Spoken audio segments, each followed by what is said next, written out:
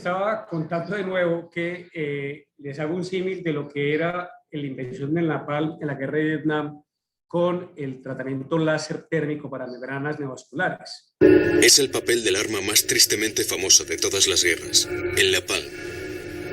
Una esencia gelificada mediante dos productos químicos, el naptenato y el palmitato de sodio.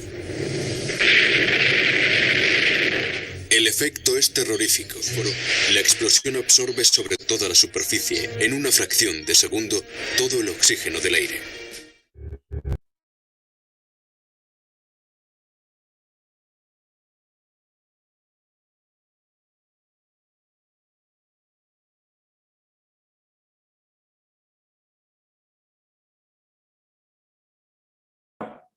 Después de eso aparece la terapia fotodinámica.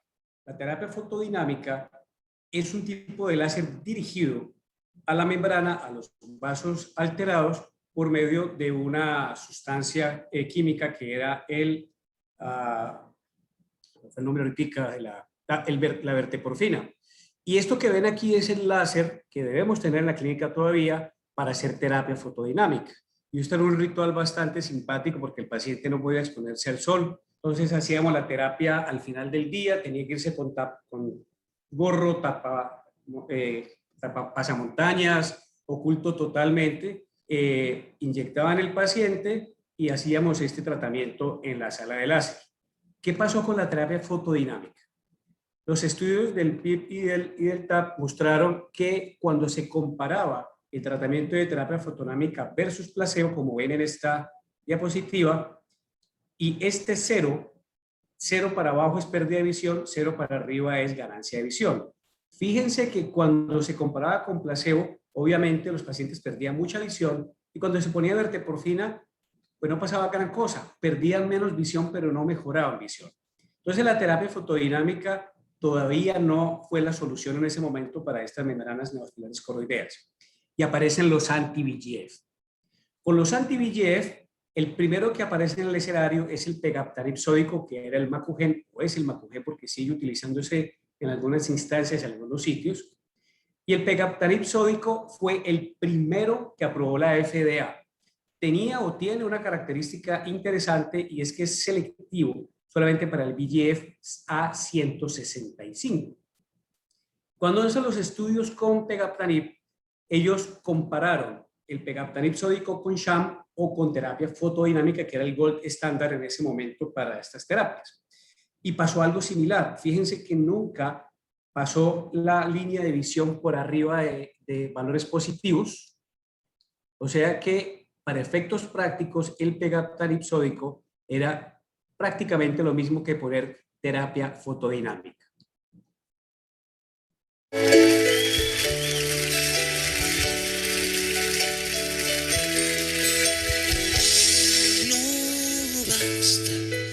Y esta es la respuesta por la cual el pegaptanib no funcionó, porque era selectivo para el VEGF A165, pero ese tipo de aprendizaje se hizo en el camino. Y el Macugen fue el telonero de otros medicamentos que efectivamente por fin cambiaron el horizonte terapéutico de las membranas neovasculares coroideas. Y meses después, ahí pegadito, aparece en el escenario terapéutico el ranibizumab o el Lucentis, que lo aprueban en el 2006 por la FDA. Y salen los estudios pivotales del ANCHOR y el MARINA, donde demuestran por primera vez que las líneas de visión pasan del 0 y suben y se mantienen. Entonces, por primera vez en la historia de esta terapia, hay un tratamiento que mejora visión. Y eso lo logra el Lucentis. Y aparece lo que llamamos la era de los anti-VEGF efectivos. Y pongo efectivos entre comillas por todo lo que vamos a ver en adelante. ¿Qué hemos aprendido en todos estos años? Que la enfermedad no se cura, sino que se controla porque va a tener permanentemente el influjo de VEGF y que algunos pacientes responden muy bien, pero otros pacientes no responden a la terapia o se vuelven resistentes. ¿Y dónde está la respuesta a eso? La vamos a ver más adelante. Y aprendimos también otra cosa y es a combinar esquemas terapéuticos. El primer tipo de esquema terapéutico obviamente fue la dosis continua, porque así se diseñaron los estudios pivotales. Una dosis de carga que en ese momento se llamaba dosis de carga a 3 dosis, una mensual, y dosis continua. Es decir, en pocas palabras, los pacientes recibían 24 inyecciones de Lucentis desde el día 0 que arrancaban hasta que terminaban sus 24 meses, ¿verdad? La dosis continua es muy buena, y es muy buena básicamente porque todo el tiempo el ojo tiene anti-VEGF que está controlando el factor de crecimiento de la membrana, pero obviamente es muy costosa. Y empezamos a decir, bueno, esto no hay ningún sistema de salud que lo soporte, vamos a empezar a cambiar esquemas de tratamiento y aparece en el escenario el PRN o el ProRenata o tratamiento a necesidad, donde lo que hicimos es poner dosis de carga, vigilar al paciente con OCT y con visión y decirle, venga a consulta cada mes y si la visión se pierde, vuelvo a inyecto. Es decir, es un tratamiento de tipo reactivo. Yo reacciono ante la pérdida de visión.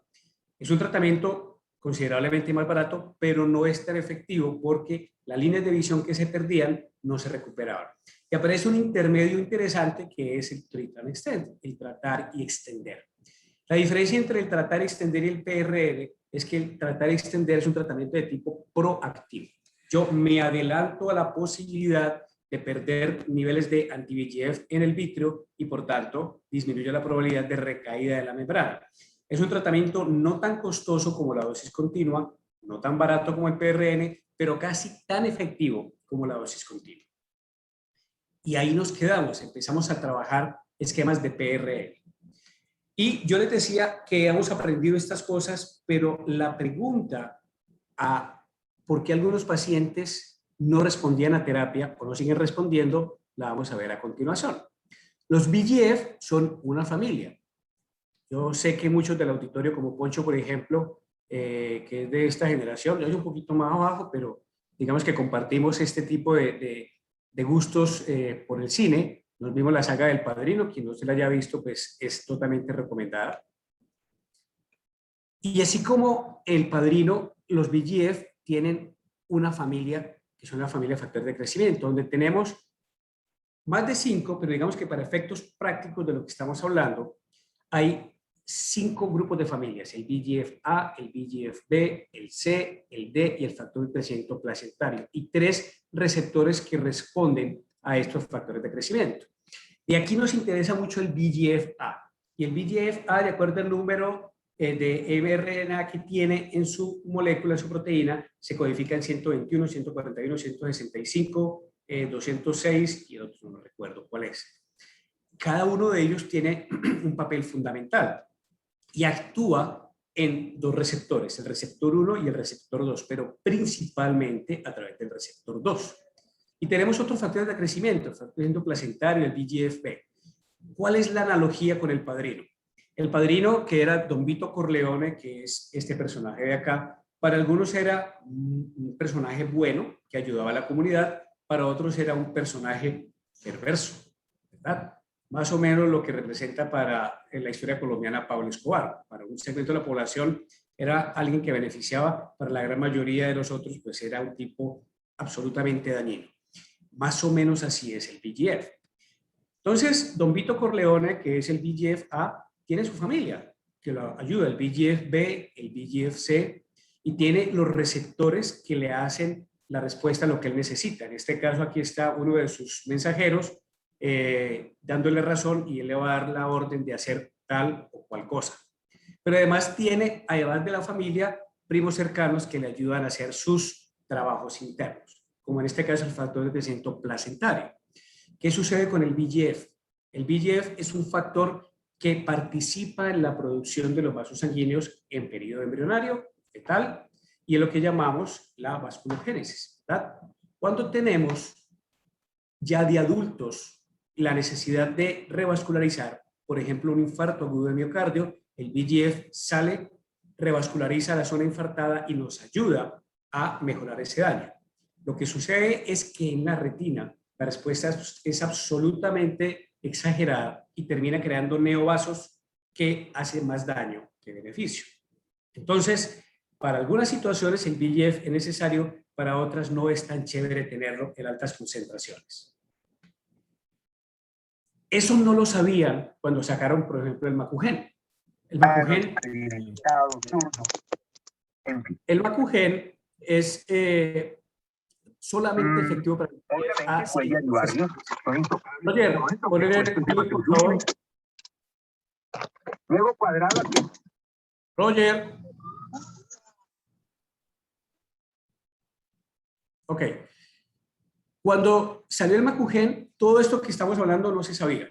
No se sabía que había una familia, que compartían cosas, que había unos receptores diferentes, y no sabíamos sobre todo que el VEGF es una molécula monodimérica que tiene que unirse de forma dimérica para activarse y llegar al receptor. Entonces, con el Macugen estábamos tratando solamente la mitad de la molécula que activaba los receptores. Por eso va esta pregunta. ¿Son iguales todos los anti-VEGF? La respuesta es no. Tenemos el pegaptanib sódico, que lo sacamos de la ecuación, por lo que acabo de explicar, y tenemos el ranibizumab, tenemos el bevacizumab y tenemos el brolucizumab. Fíjense que terminan en AB, es un anticuerpo. Y tenemos el aflibercept. La terminación CEP dice que es una proteína de fusión. Son moléculas diferentes, con diferentes mecanismos de acción, efectos similares, pero diferentes. Y ese concepto es muy importante a la hora de definir la terapia en un paciente con una membrana no vascular, entre otros factores del VEGF, como efectos patológicos. Entonces, volvemos al mismo cuento. El VEGF es una familia de proteínas relacionadas con la neovascularización. ¿Qué es lo que hace el VEGF? Estos pacientes que tienen estas membranas tienen distorsión visual, que lo sabemos claramente, y es a veces la causa de consulta. Tenemos la familia VEGF, pero tenemos la familia del factor de crecimiento placentario que participa activamente en la génesis y perpetuidad. Y fíjense que los receptores son como una antena que recibe la proteína dimérica. Hay receptores 1, receptores 2. El receptor 2 es el que más reacciona al VEGF-A. El receptor 1 forma una fosforilización muy leve, y ahora vamos a ver la relación de eso. Y entendemos ya por todos los estudios y toda la historia que tenemos de la evolución de esta enfermedad, que cuando estos isómeros 121 y 165 se unen, esta proteína dimérica es la que se pega a los receptores. Los receptores producen unos fenómenos de activación de toda la cascada que lleva a la producción de neovascularización, de vasodilatación, de salida de material endovascular, produciendo toda la enfermedad, en este caso puntual, de degeneración macular asociada a la edad tipo húmeda. Cuando nosotros pudimos tener conocimiento de toda la parte íntima de la producción de las membranas, entendimos qué es lo que pasa. Yo les decía que el receptor 2 es el receptor que más responde al VEGF-A. ¿Cuál es el papel del factor de crecimiento placentario? Se pega al 1, porque el VEGF-A se puede pegar al receptor 1 y al receptor 2. Cuando se pega al receptor 1, la respuesta es muy bajita. Pero cuando el factor de crecimiento placentario se pega al receptor 1, desplaza todo el VEGF-A al receptor 2 y aumenta, incrementa, amplifica la reacción dañina en este caso. Y hay otra hipótesis alternativa que dice que este receptor funcional, el receptor 1, lo activa nuevamente el factor de crecimiento placentario y estimula por vías indirectas el receptor 2. Hoy sabemos, por ejemplo, que hay otros factores asociados como la galectina 1. La galectina 1 es una proteína que se empezó a entender más o menos en el 2015 y se sabe ahora que hace una función parecida al factor de crecimiento placentario. ¿Por qué menciono factor de crecimiento placentario, galectina 1, además del VEGF-A? Porque hay medicamentos que actúan solamente contra la familia de VEGF-A, o hay medicamentos que actúan, además de la familia de VEGF-A, contra el factor de crecimiento placentario y contra galectina 1. Y eso es necesario entenderlo en el contexto de esos pacientes que no mejoran una terapia convencional en la práctica clínica. Y hay otros dos parámetros muy importantes, algo que llamamos la afinidad vinculante. ¿Qué es la afinidad vinculante? Es la capacidad que tiene el medicamento o la proteína de fijarse, ya sea a los receptores, fíjense que aquí está chuleado el receptor 2 y el receptor 1, o a los medicamentos. Aquí está el bevacizumab, el ranibizumab, el brolucizumab y el aflibercept. ¿Qué es lo importante de entender acá? Entre más bajito sea el valor, se pega mucho más, tiene más vinculación, más afinidad de vinculación a los receptores. Y en estos estudios in vitro se ha demostrado, por ejemplo, y aquí lo estamos reafirmando, cómo la afinidad vinculante es mucho más alta para la aflibercept, después sigue el brolucizumab, después el ranibizumab y después el bevacizumab. Eso quiere decir que la cantidad de medicamento puede ser menor para otras sustancias que para otras. Y esa afinidad vinculante va a determinar qué tanto puedo responder mi paciente a la terapia. Y el otro concepto importante es el tiempo medio de supresión, que no es lo mismo que la vida media. La vida media es el tiempo que dura el medicamento dentro de la cavidad vítrea, y el tiempo medio de supresión es, a pesar que ya se ha hecho el clearance de este medicamento, sigue suprimiendo. Y los dos factores que se han comparado hasta que llega el brolucizumab, pues básicamente era el ranibizumab, que era el gold standard, versus el medicamento que sale después, que es el aflibercept. Y se ha entendido que el tiempo medio de supresión del ranibizumab es de 36.4, más o menos 7 días. Desde el momento en que yo inyecto, puedo tener un mes y unos días de efecto de ese medicamento para mi terapia. Y cuando comparan esto con el aflibercept, han visto que el aflibercept dura mucho más, casi el doble, 71 más o menos 18 días. Y esta es una tabla interesante que hacen en 14 pacientes, donde se fijan cuando inyectan el medicamento, cuál es el tiempo de supresión real, un tiempo incierto y cuando ya no hay efecto. El ranibizumab, que es la barra café, en la barra sólida muestra cuántos días de promedio tiene de efecto, y la barra café rayada es el tiempo que se empieza a ir. Fíjense cómo la barra azul, que es el aflibercept, se va por mucho más tiempo, y ahí es donde sacan estos valores nuevamente. Son dos estudios diferentes, 34 más o menos 5 días y 67 más o menos 14 días para el aflibercept. ¿Eso qué quiere decir? Cuando yo inyecto ranibizumab, voy a tener un tiempo medio de supresión de un mes y unos días. Cuando inyecto aflibercept, voy a tener 2 meses en promedio de tiempo de supresión por una sola dosis. Pero la familia se creció, ¿verdad? Ya aparece un cuarto integrante, que es el brolucizumab.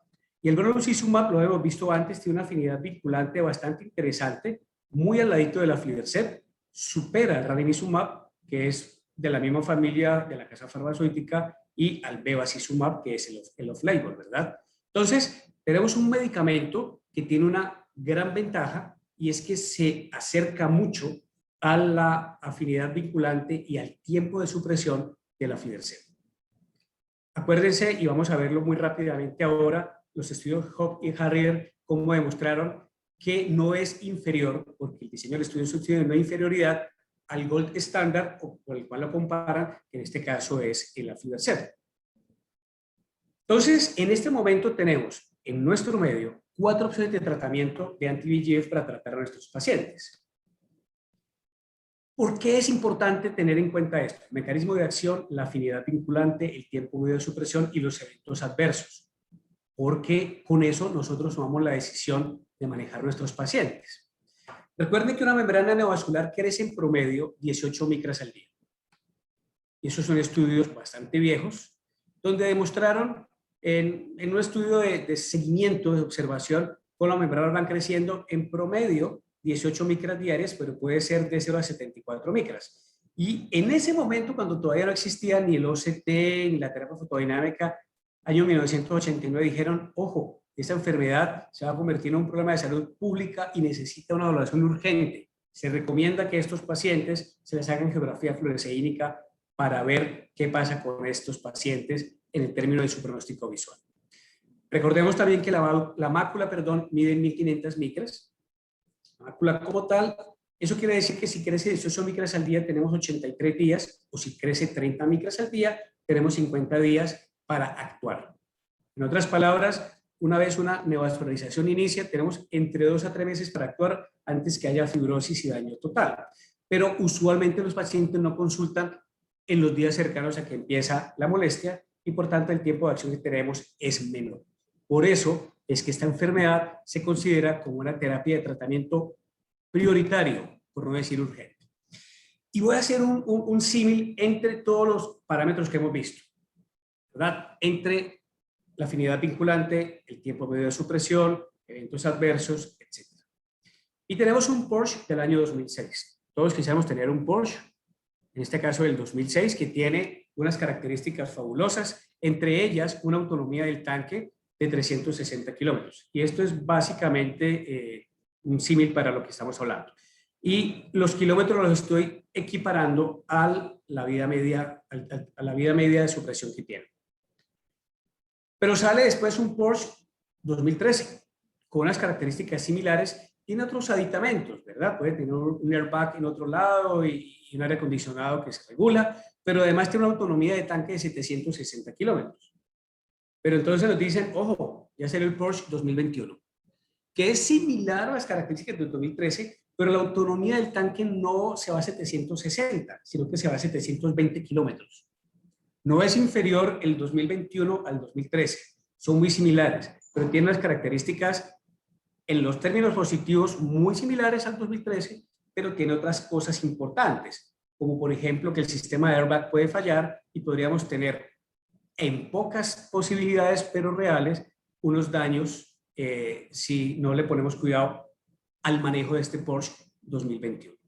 Entonces, tenemos estas tres alternativas. Vamos a irnos a pasear desde Cali hasta Pensilvania, Caldas. ¿Cuánto es eso? 360 kilómetros.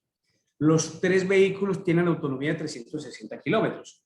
El primero, que tiene 360 kilómetros, llega de 760 kilómetros, llega sin ningún problema, sobrado.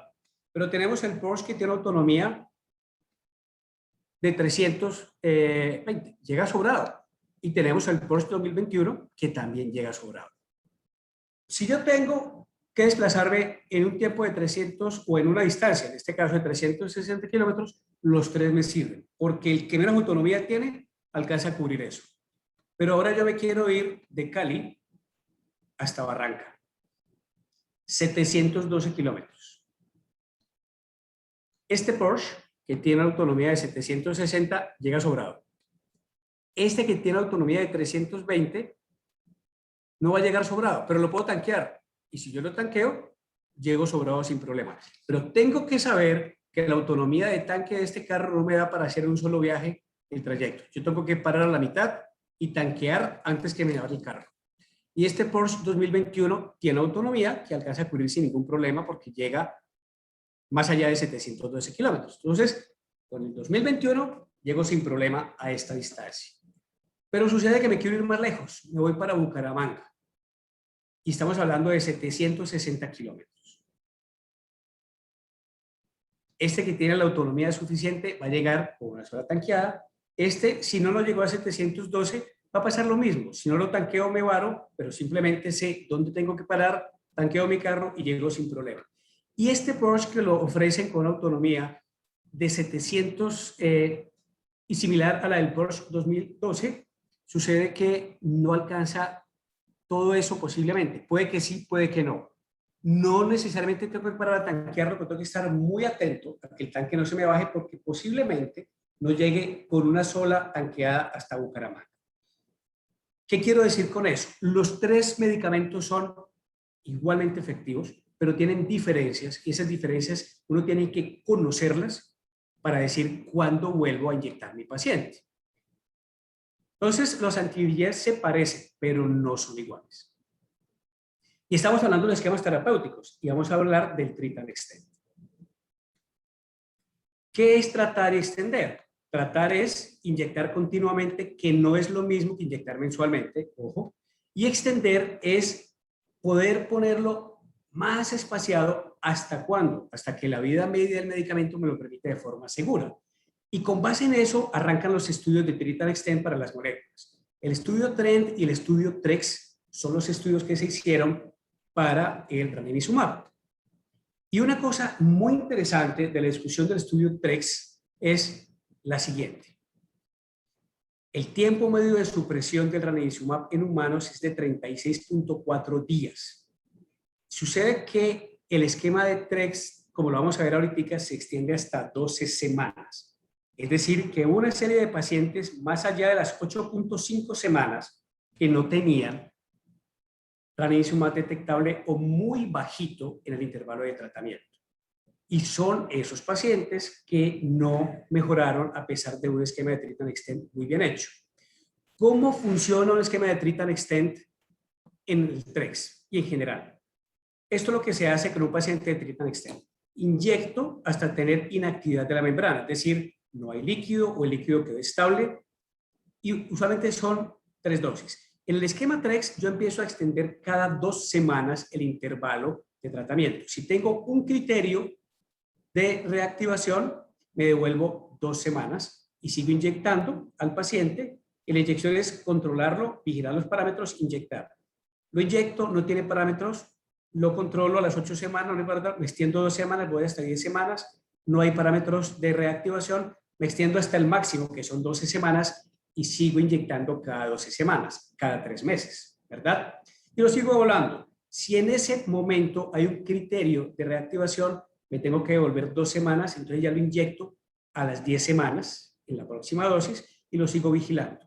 Supongamos que lo inyecto, valoro, hay un criterio de reactivación, me devuelvo 2 semanas y yo lo inyecto cada 8 semanas.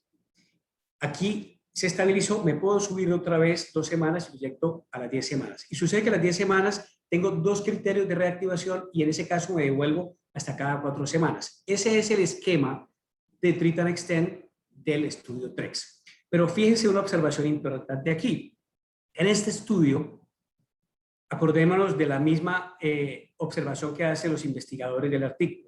El tiempo medio de supresión puede no ir más allá de 8.5 semanas. Por tanto, estos pacientes que estaban de 9 semanas hacia arriba no tenían valores detectables de anti-VEGF, de ranibizumab, y por tanto son los pacientes que no mejoraron o que recayeron.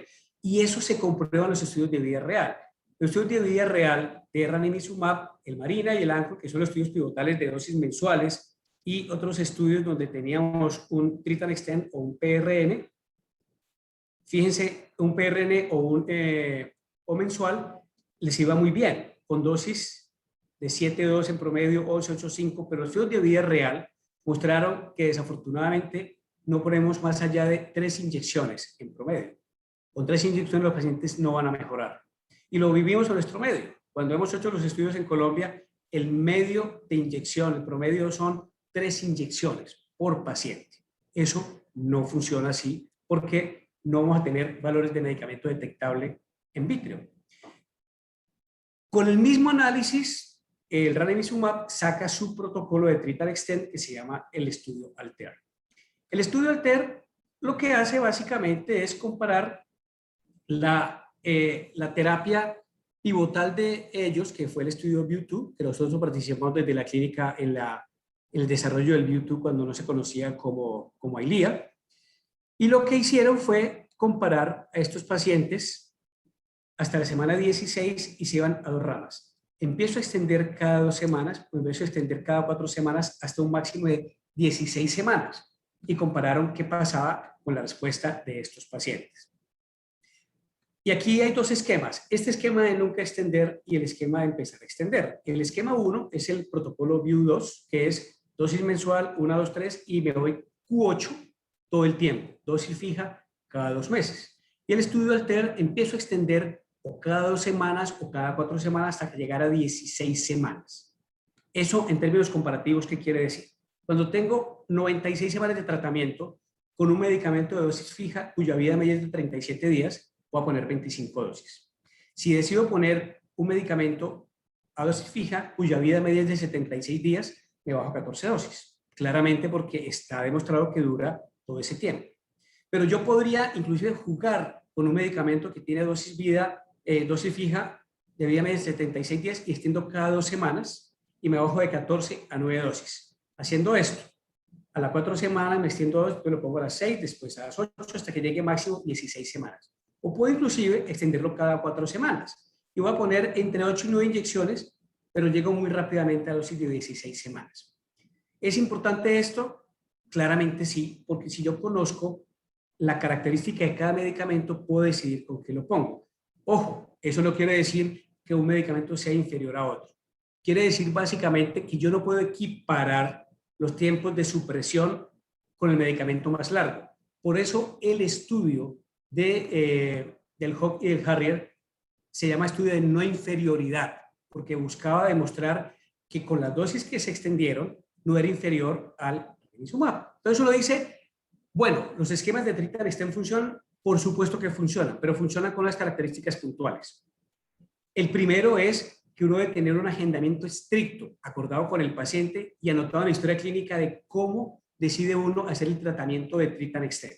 Y este es un ejemplo de la clínica. Este es un paciente tratado donde después de las dosis de carga, y yo no estoy diciendo otra vez, sino cuando seca, pongo la historia, este paciente mejoró su lesión, voy a pasar un esquema de Tritanexten cada 4 semanas. Y pongo la historia, las fechas de las dosis. Cuarta dosis en tal día, quinta dosis en tal día, sexta dosis en tal, y el paciente requiere control diario de su visión para consultar si tiene alguna alteración. Segunda característica de un Tritanexten efectivo, comunicación estrecha con el paciente. El paciente hay que educarlo. Y hay muchas formas de educar a los pacientes. Una de ellas es tener videos educativos en las páginas que ustedes, casi yo diría que todos tenemos en este momento. Y yo le digo a los pacientes, métase por favor a YouTube. En YouTube encuentra mi página, encuentra varios videos educativos, entre ellos está el de degeneración macular asociada a la edad, para que entienda qué es eso, y el de autochequeo. En este caso es el video de autochequeo donde el paciente... Pase sin tratamiento, más pobre es el resultado. En edades muy sencillas, pero que pueden detectar una alteración temprana en la mácula. Una de las formas para realizar ese control es usando rejillas diseñadas para tal fin. Se llaman rejillas de Amsler. Su uso es muy fácil. Si el paciente entiende su enfermedad, va a adherirse mucho más fácil al tratamiento. Pero además él tiene que entender cómo se hace su chequeo en la casa, porque no va a estar todo el tiempo pegado a nosotros. Y el éxito del tratar de extender es no tener el paciente todos los meses en la consulta, porque eso se convierte en un PRN. Si uno le educa al paciente y le dice ante cualquier cambio consulte inmediatamente, es mucho más fácil. Pero también, si yo decido tratarlo con un medicamento que dura 36 días, tengo que saber que el paciente tengo que inyectarlo cada mes 10 días en promedio. No puede extenderme hasta 12 semanas, ni siquiera, por los estudios que han mostrado. Habrá un porcentaje importante de pacientes que con ranibizumab duran hasta 12 semanas, pero hay un porcentaje pequeño que no van a cubrir las 12 semanas. Bueno, aflibercept tendremos pacientes que duran hasta 16 semanas, otros no duran hasta 16, pero duran efectivamente más de 12 semanas.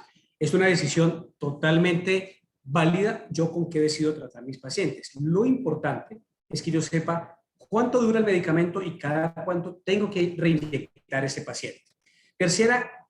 Tercer paso importante en un Tritanexten efectivo es que nosotros podamos visualizar en tiempo real la tomografía.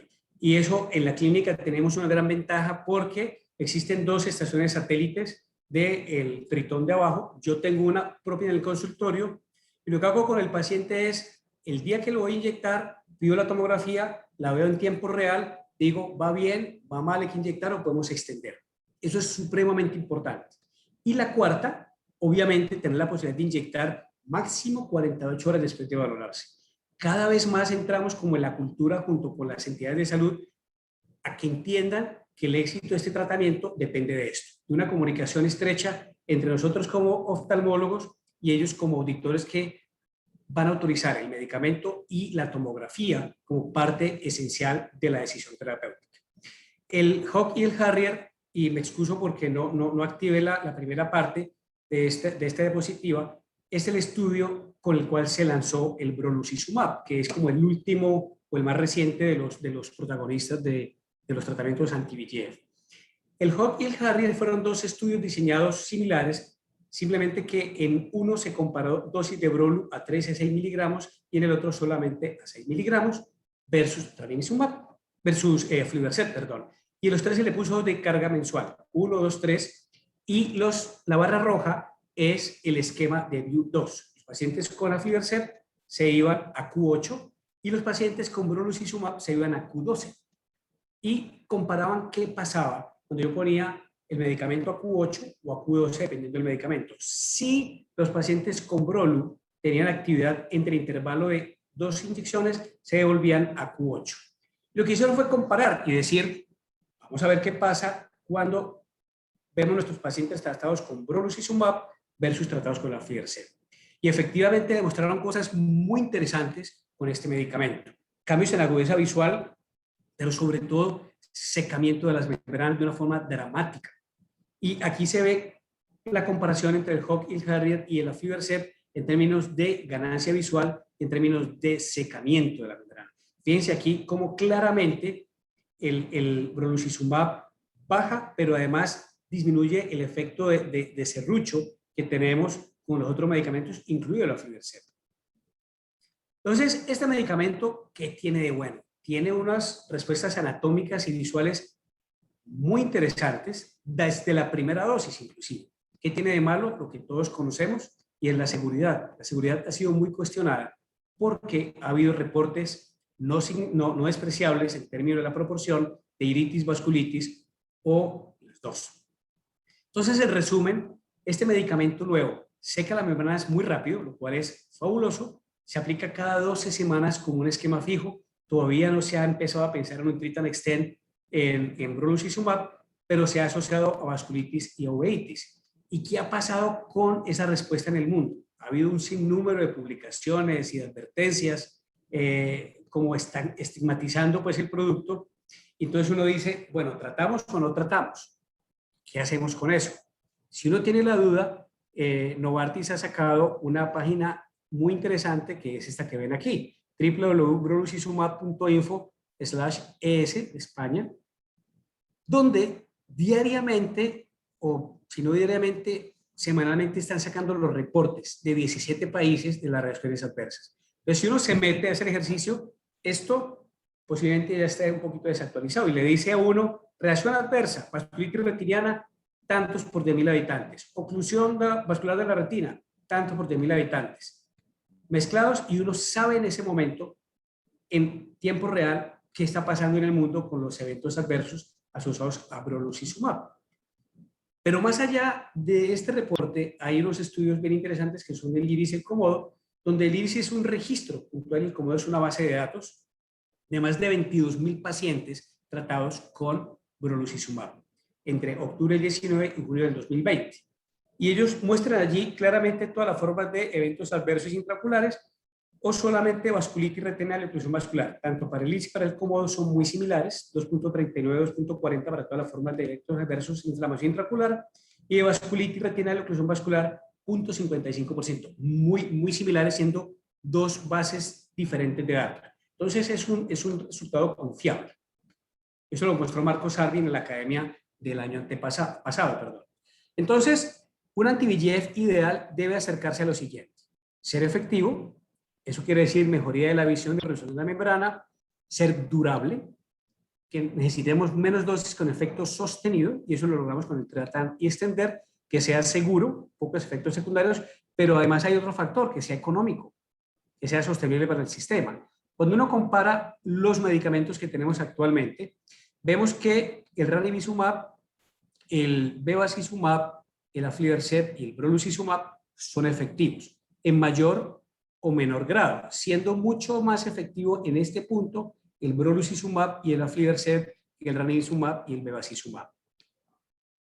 Que sea durable, menos dosis con efecto sostenido, claramente se llevan allí el primer premio el brolucizumab y el Aflibercept por todos los estudios que conocemos. Pocos efectos secundarios, digamos que hasta la aparición del brolucizumab, los efectos secundarios eran muy escasos o no eran tan severos. Cuando empiezan a reportar los efectos secundarios del brolucizumab, uno ya se pone un poquito en alerta, y digamos que ese es el que lleva ahí la parte negativa, y económico claramente lo entendemos, que es el bevacizumab, el que más económico es. Entonces, estos 4 factores, uno se sienta en su escritorio, ve a su paciente y dice, para este paciente, ¿qué es lo que yo le puedo ofrecer que lo beneficie? Con respecto al brolucizumab, hay una serie de recomendaciones porque efectivamente es un muy buen medicamento, y yo pienso en lo personal que hay que darle la oportunidad, y yo se la voy a dar en el momento que la clínica lo autorice, para ver la respuesta. Sin embargo, uno tiene que ser muy precavido por los efectos secundarios y eso implica cambiar un poquito el esquema de tratamiento y relación médico-paciente. ¿Qué se recomienda en los consensos hasta ahora? Un consentimiento informado especial para brolucizumab, examinar cuidadosamente al paciente descartando cualquier tipo de uveitis antes del tratamiento. La angiografía, que cada vez lo utilizamos menos en degeneración macular asociada a la edad, aquí juega un papel importante para buscar signos tempranos de vasculitis. Y si hay inflamación, hay que reiniciar con otro anti-VEGF posiblemente. Por ejemplo, fíjense que el Colegio Argentino de Oftalmología ya sacó un consentimiento informado propio para brolucizumab donde explica claramente. Pero nosotros podemos ir más allá, hagamos videos educativos. Este video está subido en IGTV y yo se lo muestro a los pacientes, o se lo mostraré a los pacientes cuando empecemos a manejar con Brolo. Hola, mi nombre es Hugo Ocampo, soy oftalmólogo, retinólogo y quiero hablarles de una enfermedad muy frecuente en nuestro medio. Esta enfermedad se llama la degeneración macular asociada a la edad, que se puede identificar por estas lesiones con sangrado en la zona central de la retina llamada la mácula y que nosotros detectamos con un examen llamado tomografía óptica coherente.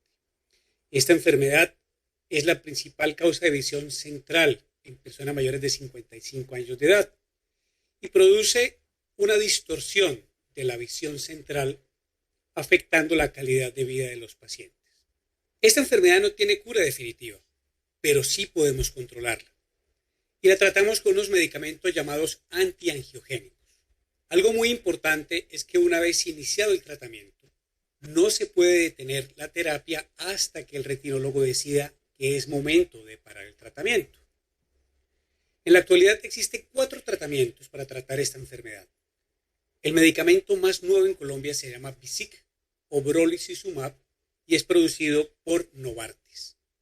Es un medicamento que se usa en muchos países del mundo y ahora llegó a Colombia. Ha demostrado una efectividad importante y si su retinólogo decide usarlo, debe tener en cuenta algunas recomendaciones. Si luego de recibir el tratamiento, usted llegara a notar que su ojo tiene enrojecimiento o tiene mucho dolor o fastidio al ver la luz o disminución de la visión, debe consultar inmediatamente a su retinólogo para poder ser valorado o valorada a la mayor brevedad. Puede ocurrir con este medicamento unas inflamaciones que pueden ser de leves a severas. Ahora, la probabilidad de que esto ocurra es muy baja. La probabilidad de tener una inflamación intraocular es de 2.4%. Eso quiere decir que de cada 100 pacientes tratados, entre 2 a 3 podrían tener inflamación del ojo. Y la probabilidad de tener una trombosis vascular de la retina es del 0,5%. Es decir, de cada 200 pacientes tratados, uno podría tener una trombosis en la retina. ¿Qué hacemos si esto llega a ocurrir? Su retinólogo le va a empezar un tratamiento respectivo lo más pronto posible para controlar la situación. Una vez solucionado el problema, debe seguir el tratamiento antiangiogénico, posiblemente con otro medicamento diferente a Visic, porque recuerde que el tratamiento no se puede suspender. Si queremos tener éxito con esta enfermedad, hay que continuar la terapia con Visic o con otro medicamento alterno a Visic. Ahora, ¿cómo puedo yo como paciente detectar los cambios en mi ojo? Muy sencillo. Acostúmbrese a realizar autochequeo visual de cada ojo por separado todos los días.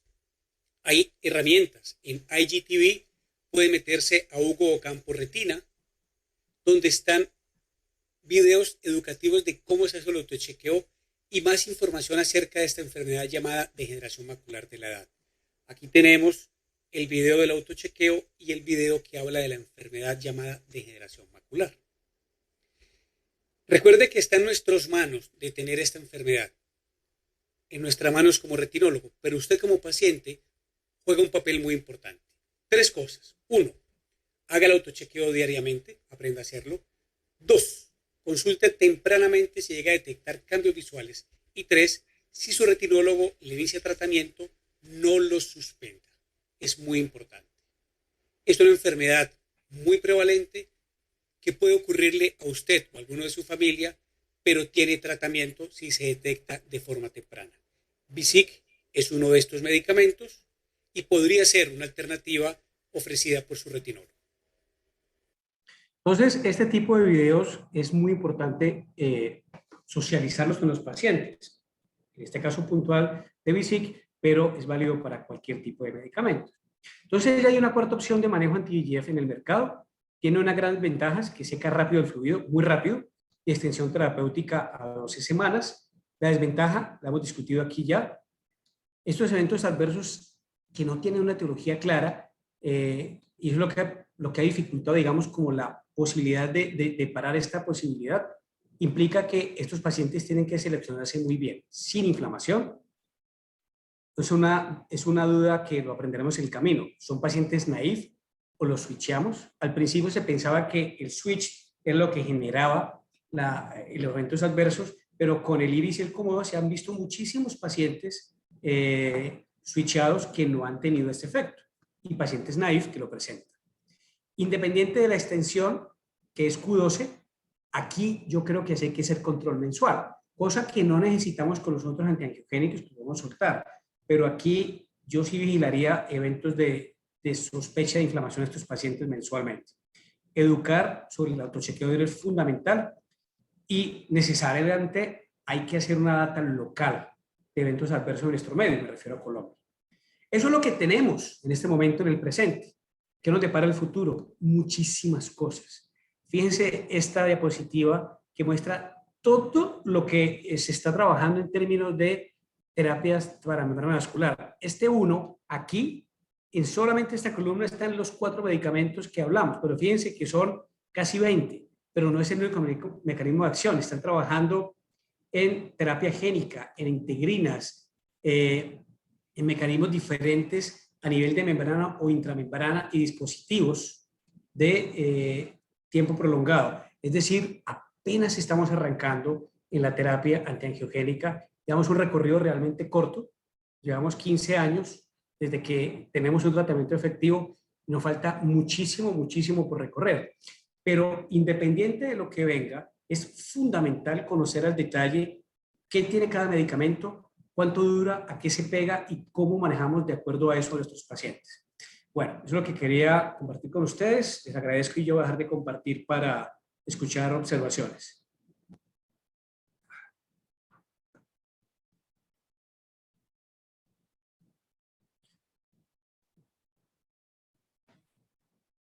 No sé si hay alguna pregunta o algún comentario. Hugo, como siempre, excelente charla.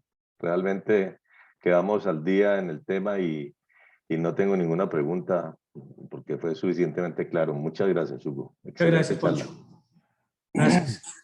Hugo, hola, mencionaste en el caso del brolucizumab que si el paciente presenta la vasculitis o oclusión vascular, consulte rápido para tratamiento. ¿Pudiste encontrar que haya algún tratamiento que esté probado, que sirva? Pues, profe, vea, lo que se ha mostrado en los estudios es que la gran mayoría, y yo lo puse allí y haberlo puesto, responden a tratamiento tópico, inclusive, a antiinflamatorios tópicos. Pero algunos de los reportes han puesto esteroides intravítreos o esteroides sistémicos, pero la gran mayoría responden a tratamientos tópicos, a goticas de esteroides. Es decir, por eso me parece muy importante la data local, porque en el momento que arranquemos nosotros a ver qué pasa con nuestros pacientes y la respuesta, sabremos cómo van a responder.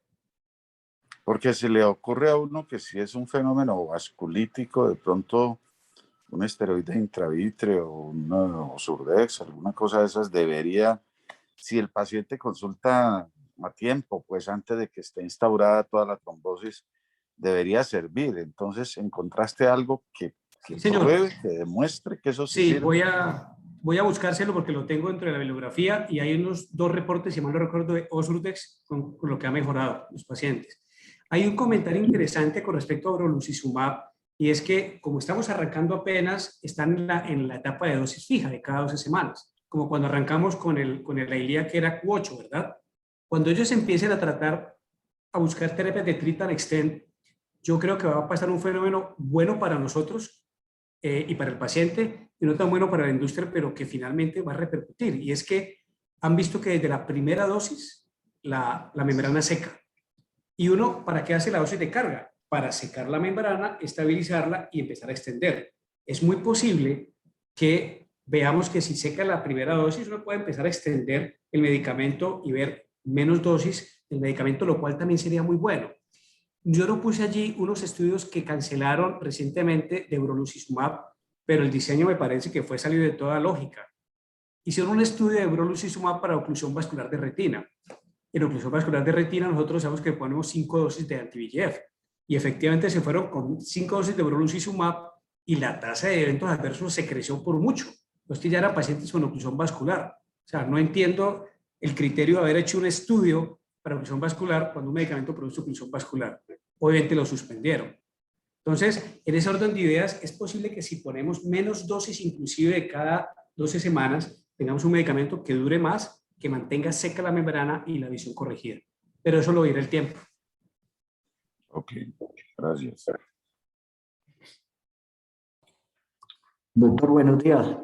Daniel Carantón. Hola, ¿cómo vas? Bien, sí, señor. De pronto usted sabe, profe, en Colombia cómo estamos con el Brolu, dónde lo han iniciado y qué experiencia han tenido. Sí, lo han iniciado en Bogotá. Creo que Medellín lo arrancaron también, pero me comprometo a preguntarle a la gente de Novartis ahora. Pero hay 3 sitios o 3 ciudades en Colombia que creo que lo arrancaron y les ha ido bien hasta ahora. No ha habido efectos adversos que sepamos se han reportado. Y te devuelvo la pregunta, o la doctora Barona, ¿cómo vamos nosotros en la adquisición del medicamento para la clínica? Hola, doctor. Buenos días a todos. Sí, efectivamente hemos hecho la aproximación con el laboratorio. Estamos revisando en estos momentos unos acuerdos contractuales para poder tener incluso disponibilidad del mismo al interior de la clínica y poder iniciar su uso. Estamos en estos momentos en estos acercamientos. Qué bueno, qué chévere saberlo.